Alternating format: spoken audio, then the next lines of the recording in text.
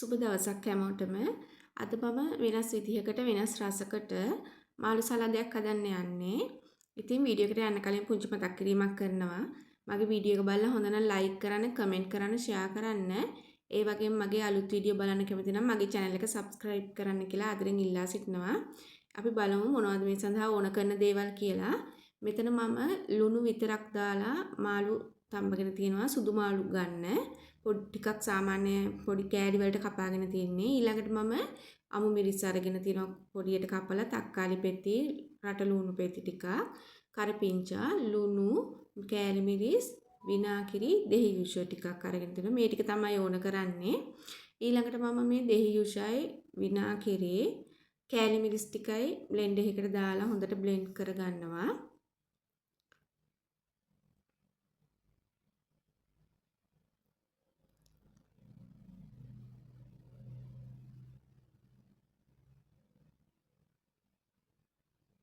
මේ තියෙන බ්ලෙන්ඩ් කරගත්තට පස්සේ මිශ්‍රණය ඔයගලන්ට සැරට කන්න ඕන නම් කෑලි මිරිස් ටිකක් වැඩිපුර දාන්න පුළුවන්. ඔයගලගේ රස අනුව ඒක වෙනස් කරගන්න පුළුවන්.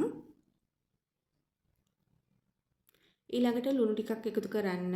ලුණු අපි මාළු තම්බන කොටත් ලුණු එකතු කරලා තියෙන නිසා පරිස්සමෙන් ලුණු එකතු කරගන්න ඕන.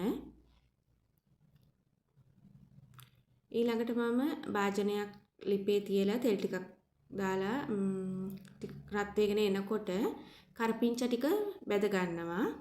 ටිකක් කොළ පාට හිටින්න බැද ගන්න. එතකොට හරි ලස්සනයි.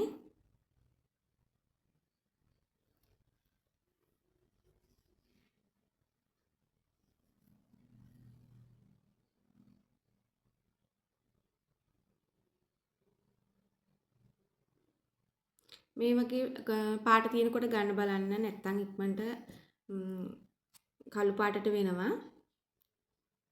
මගේ ටිකක් බෙදිලා වැඩි වුණා. ඊළඟට අපි අර පෙති කපාගත්තු රට ලුණු වල රවුන්ඩ් ටිකත් මේ තෙලටම දාලා චුට්ටක් තෙලෙන් තඹ ගන්න ඕන, ගොඩක්ම නෙමෙයි.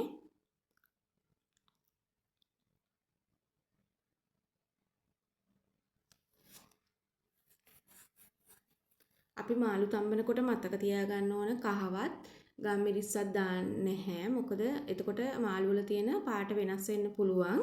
ඒක නිසා සුදු පාටටම ගත්තාම හොඳයි. මේ වගේ රට ලුණු ටික යන්තම් තෙලින් තැම්බෙන්න තිබ්බහම ඇති.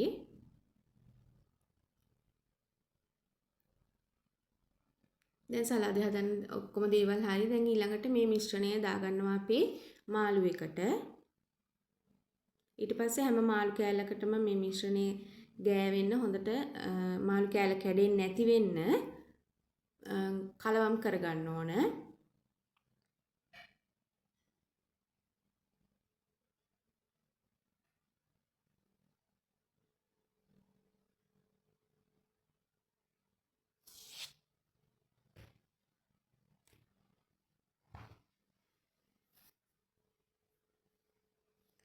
හරි ඉක්මනට හදාගන්න පුළුවන්. ඊට පස්සේ අපි මේක පිළිගන්වන වාජනයට දාලා අපිට කැමති විදිහට රස ගන්න පුළුවන්.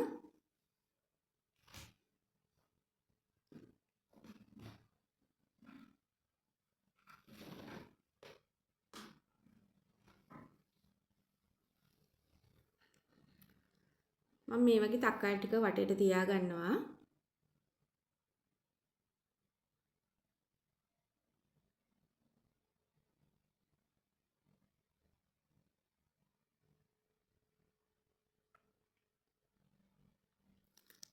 ඊළඟට අපි රට ලුණු ටික මේ වගේ තියාගන්න පුළුවන්.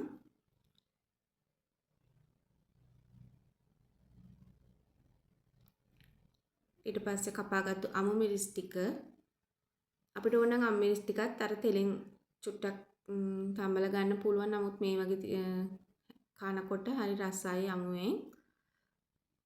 ඊළඟට අපිට කරපිංචා ටිකක් මේ වගේ දාගන්න පුළුවන් උඩින්.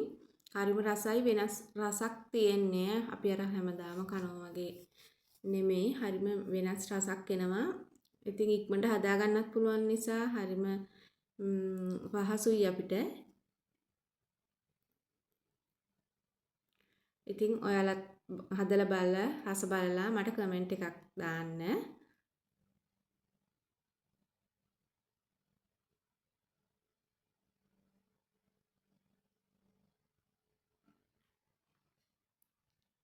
ආයි දවසක හමු වෙමු.